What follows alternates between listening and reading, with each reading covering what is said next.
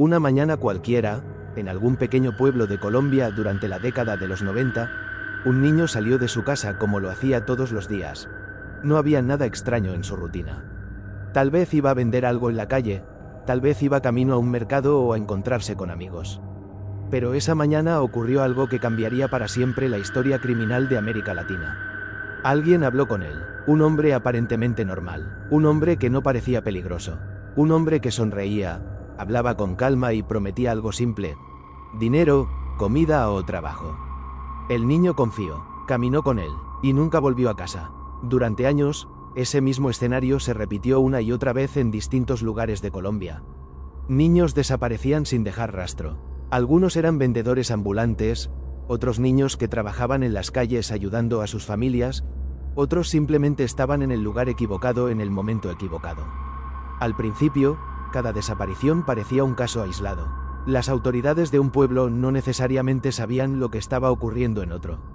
Colombia es un país grande, con muchas regiones rurales y caminos que conectan pequeñas comunidades donde la comunicación institucional en aquella época no era tan eficiente como hoy. Esa fragmentación permitió que alguien operara durante años sin levantar una alarma nacional inmediata. Con el tiempo comenzaron a aparecer cuerpos en zonas rurales, caminos de tierra, campos alejados, áreas boscosas donde rara vez transitaban personas. Los investigadores que examinaban esas escenas empezaron a notar algo inquietante. Los patrones eran similares. Las víctimas tenían edades parecidas, habían desaparecido en circunstancias parecidas, y los lugares donde eran encontrados seguían una lógica específica, pero aún no había un rostro, ni un nombre, ni un sospechoso claro.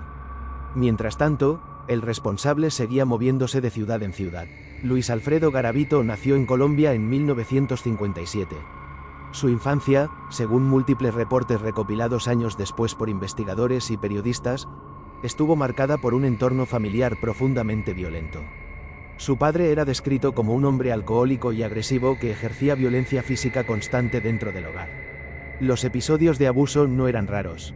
Crecer en ese ambiente generó una infancia caótica, llena de miedo y conflictos constantes. Algunos especialistas que estudiaron su caso años después señalaron que la exposición temprana a violencia extrema puede afectar gravemente el desarrollo psicológico de una persona, especialmente cuando ocurre durante la niñez. Sin embargo, también es importante entender que millones de personas crecen en entornos difíciles y jamás cometen crímenes. La historia personal puede explicar ciertos rasgos, pero nunca justificar lo que ocurrió después. Durante su juventud, Garavito llevó una vida aparentemente normal en la superficie. No tenía una carrera estable, pero trabajaba en distintos oficios. A veces vendía productos en la calle, otras veces hacía trabajos temporales o ayudaba en pequeñas tareas. Lo más importante de su estilo de vida era que viajaba constantemente. Se desplazaba entre pueblos y ciudades pequeñas sin establecerse demasiado tiempo en un solo lugar. Ese patrón itinerante terminaría siendo una de las claves que le permitirían actuar durante años sin ser identificado rápidamente por las autoridades. En muchas ocasiones se presentaba como vendedor ambulante o como alguien que ofrecía pequeñas oportunidades de trabajo. Era un hombre delgado, con gafas, apariencia tranquila y una forma de hablar que no despertaba sospechas inmediatas. No tenía el aspecto que la mayoría de las personas asocia con un criminal peligroso. Y esa fue precisamente una de sus mayores ventajas. Su método era simple, pero extremadamente efectivo. Primero observaba a sus posibles víctimas. Buscaba niños que estuvieran solos o que parecieran vulnerables. Muchos de ellos eran menores que trabajaban en las calles vendiendo dulces, limpiando zapatos o ayudando a sus familias a conseguir algo de dinero. En ese contexto, la promesa de un pequeño pago por un trabajo sencillo podía resultar muy atractiva. Garavito se acercaba con calma. Hablaba con ellos como si fuera una persona más del entorno. Les ofrecía algo: cargar mercancía, ayudar en una tarea o acompañarlo a algún lugar cercano donde supuestamente recibirían dinero. Una vez que lograba ganarse su confianza, los convencía de caminar con él hacia zonas más alejadas. A menudo eran caminos rurales, senderos fuera de la ciudad o lugares donde casi nadie transitaba. En ese punto, las posibilidades de que alguien presenciara lo que iba a ocurrir eran prácticamente inexistentes. Durante años repitió ese mismo patrón en múltiples regiones del país. El verdadero alcance de sus crímenes tardó mucho tiempo en comprenderse. Parte del problema era que las desapariciones ocurrían en distintos departamentos de Colombia. Cada región investigaba sus propios casos. Sin una base de datos centralizada eficiente en aquella época, las conexiones entre casos tardaban mucho en identificarse. Pero eventualmente, algunos investigadores comenzaron a notar algo inquietante. Los cuerpos que aparecían compartían características similares. Las edades coincidían, las circunstancias de desaparición eran parecidas, y los lugares donde se encontraban los cuerpos seguían una lógica específica. Zonas aisladas, caminos rurales, áreas boscosas. La idea de que un mismo individuo pudiera estar detrás de todos esos crímenes era tan perturbadora que muchos tardaron en aceptarla completamente. A finales de los años 90, la presión social comenzó a aumentar. Familias de distintas regiones exigían respuestas. Las desapariciones eran demasiadas para ignorarlas, y los investigadores empezaron a colaborar entre regiones para comparar información. Fue entonces cuando surgió una hipótesis aterradora. Podría tratarse de un asesino serial que se desplazaba constantemente por el país. En 1999, finalmente ocurrió el giro que cambiaría el caso para siempre. Garavito fue detenido inicialmente por un delito menor relacionado con un intento de abuso. Durante el proceso de investigación, algunos detalles comenzaron a levantar sospechas. Los investigadores decidieron profundizar más en su historial y en sus movimientos recientes. Lo que encontraron fue inquietante. Al revisar sus rutas de viaje, descubrieron que había estado en varias de las regiones donde se habían reportado desapariciones de niños. Esa coincidencia no podía ignorarse. La policía comenzó a interrogarlo con mayor intensidad.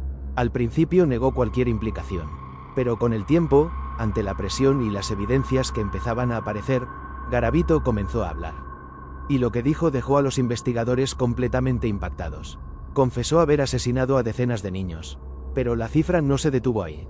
Durante los interrogatorios posteriores, continuó revelando información sobre diferentes casos, distintos lugares y distintas víctimas. Según sus propias confesiones, el número de víctimas superaba los 100. En ese momento, los investigadores comprendieron que estaban frente a algo sin precedentes en la historia criminal de la región. Las confesiones de Garavito permitieron localizar numerosos lugares donde se habían cometido los crímenes. En varios casos, incluso colaboró señalando sitios específicos donde habían sido abandonados cuerpos o donde habían ocurrido los hechos. Cada nuevo descubrimiento confirmaba lo mismo: el alcance de sus crímenes era enorme. La noticia comenzó a difundirse por todo el país. Los medios de comunicación cubrieron el caso con intensidad. La sociedad colombiana quedó profundamente impactada al conocer la magnitud de lo ocurrido. ¿Cómo era posible que alguien hubiera cometido tantos crímenes durante tantos años sin ser detenido antes? Esa pregunta se convirtió en uno de los debates más intensos alrededor del caso. Muchos expertos señalaron que varios factores contribuyeron a que los crímenes se prolongaran tanto tiempo. Uno de ellos fue la falta de coordinación entre regiones en aquella época. Otro fue la vulnerabilidad de muchas de las víctimas, que provenían de contextos sociales donde las desapariciones no siempre recibían atención inmediata. También influyó el hecho de que Garavito se movía constantemente, cambiando de ciudad antes de que las autoridades pudieran conectar los casos. A medida que el proceso judicial avanzaba, la magnitud del caso se volvió aún más clara. Garavito fue condenado por múltiples crímenes en distintos procesos. En total acumuló cientos de años de condena. Sin embargo, debido al sistema legal colombiano vigente en ese momento, la pena máxima efectiva que podía cumplir era limitada. Ese detalle generó una enorme controversia en la opinión pública. Muchas personas consideraban que el castigo legal no reflejaba la gravedad de los crímenes cometidos. El caso también provocó debates profundos sobre el sistema judicial, la protección de menores y la necesidad de mejorar los mecanismos de investigación criminal. Con el paso de los años, el nombre de Luis Alfredo Garavito se convirtió en sinónimo de uno de los casos más perturbadores de la historia criminal moderna. Pero incluso hoy, décadas después, el caso sigue generando preguntas. Algunos investigadores creen que el número real de víctimas podría ser incluso mayor que el confirmado oficialmente. Otros analizan el caso desde una perspectiva psicológica para intentar entender cómo alguien puede desarrollar un patrón criminal de esa magnitud. Lo que sí está claro es que este caso dejó una marca permanente en la memoria colectiva de Colombia y de toda América Latina. Porque detrás de cada cifra, de cada expediente judicial y de cada titular de prensa, había una historia real. Una familia que perdió a un hijo, una comunidad que quedó marcada por el miedo, y un recordatorio inquietante de algo que muchas veces preferimos no pensar: que a veces el peligro no se presenta como un monstruo evidente. A veces puede parecer simplemente un hombre común caminando por la calle, hablando con calma, ofreciendo ayuda. Mientras oculta algo mucho más oscuro.